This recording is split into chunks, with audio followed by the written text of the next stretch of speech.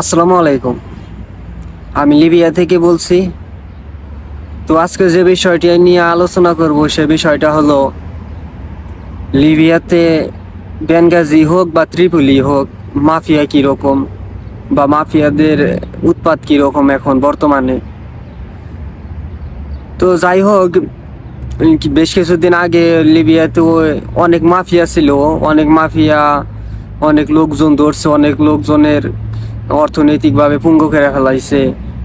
তো এখন বর্তমানে এই দেশের মানে প্রশাসন আর কি, পুলিশ তো মাফিয়াগুলা ধরতেছে, সেটা বেনগাজি হোক বা ত্রিপুলি হোক।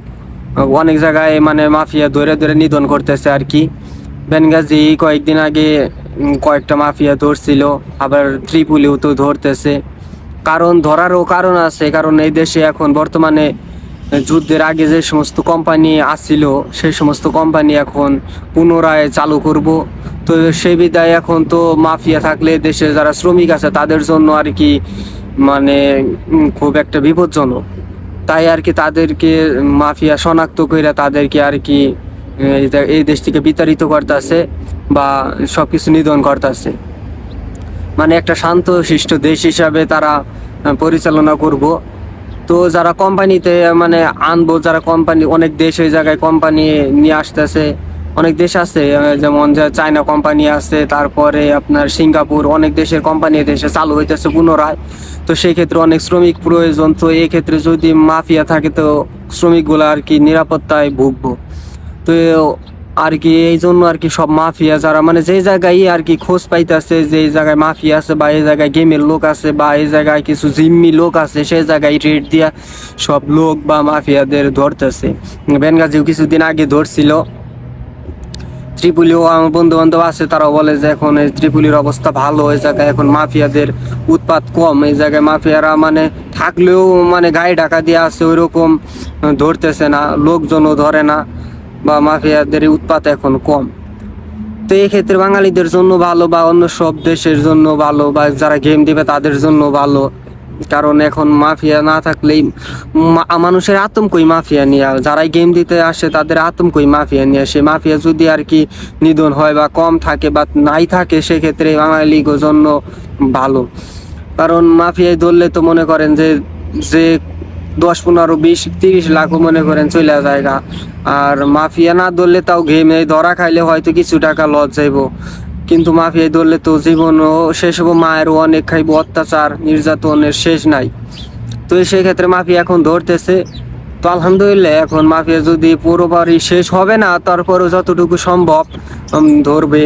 বা যারা মাফিয়াগিরি করে তারাও একটু সচেতন হবে যে এখন লোকজন ধরা যাইব না বা ধরলে পড়া বিপদ। তো আর কি ত্রিপুলি সবচেয়ে বেশি মাফিয়া, বেনগাজি তো মাফিয়া নাই, তারপরও আড়ালে কিছু মাফিয়া আছে, কিন্তু ত্রিপুলি সব থেকে বেশি মাফিয়া। আর সে জায়গায় ধরা খাইলে 15 লাখ 20 লাখ দাবি করবই।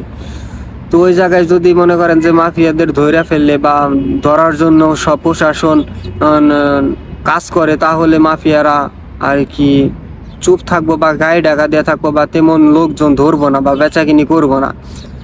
আর এখন গেমও হইতেছে, গেম ত্রিপুলি থেকে হয়। আর এখন শীত পড়ে যাইতেছে, তো আর কি গেম তেমন হইব না, তারপরও যেটা হয় আর কি আলহামদুলিল্লাহ ভালোই।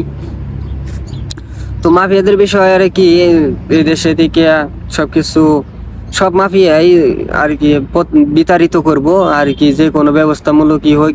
কয়েকদিন আগে বেঙ্গাজি থেকে রেড দিয়ে আর কি 4 জন মাফিয়া ধরছিল, সে গেম করে আসে, সে জিম্মি, তাদের জিম্মিতে আসছিল মানে 6 জন না 7 জন আসছিল। তো তাদের সহ আর কি রেড দিয়ে ধরছে। তো তাদেরকে ছেড়ে দিব যারা জিম্মি আসছিল, আর যারা মাফিয়া তারা তো মানে প্রতিনিয়ত মানে প্রতিদিনই মার খেতে আছে পুলিশের কাছে। তো যারা ত্রিপুলি মাফিয়া আছে এদেরও মানে সচেতন হয়ে গেছে। তো আমার বন্ধু বান্ধব ওই জায়গায়ও আছে, তারা আর কি বলে যে এখন মাফিয়াদের উৎপাত কম, এখন ত্রিপুলি অনেকটা ভালো আছে। আগে তো রাস্তাঘাটে থেকে মানে রাস্তাঘাটে কি আপনাকে চাকরির কথা বলবো যে চল একটা ভালো চাকরি আছে, তোরে চাকরি দিবি, এত টাকা বেতন। তো আপনি গাড়িতে উঠে গেলেন, তাদেরকে নিয়ে গেল, তো মনে করেন যে আপনাকে একটা রুমে নিয়ে বা একটা মাজরায় নিয়ে আপনাকে আটকাইবো বা আটকে টাকা পয়সা দাবি করবো। এরকম সিস্টেম। তো যারা কোম্পানির ভিতরে থাকে তারা তো কোম্পানির ভিতরে থাকে, বাইরে বের হয় না, ওই জায়গায় খাওয়া থাকা সব কোম্পানির ভিতরে, তাদেরকে মনে করেন সেফটি নিরাপত্তা তাদের 100%। ওরা তো মনে করেন দরকার ছাড়া বের হয় না, আর দরকার হলে কোম্পানির গাড়ি দিয়া ওই বাইরে বের হয়, তো তারা মনে করেন সেফটি আছে। কিন্তু যারা একটু বাইরে কাজ করে তারা হয়তো একটু নিরাপত্তাহীন। তারপরেও মনে করেন যে সচরাচর সব জায়গায় যাবেন না বা অচেনা মানুষের সাথে যাবেন না। আর এখন মাফিয়াদের উৎপাত কমে গেছে আর কি। আর এখন শীতকালে তো এরকম উৎপাত থাকবেও না। তো এখন উৎপাত কমে গেছে, আস্তে আস্তে সবকিছু ঠিক করবে, কারণ এই দেশে এখন কোম্পানি চালু হইব, অনেকগুলা কোম্পানি এই দেশে মানে বিজনেস করার জন্য আর কি ইচ্ছুক। তো যাই হোক, মাফিয়া যদি সব নিধন হয় বা যাই হোক যতটুকু নিধন করা যায় করলে বড় বাঙালিদের জন্য আর কি ভালো, বা ওইদিকে যারা যাবে তাদেরকেও জন্য ভালো। ধন্যবাদ ভিডিওটি দেখার জন্য। আসসালামু আলাইকুম।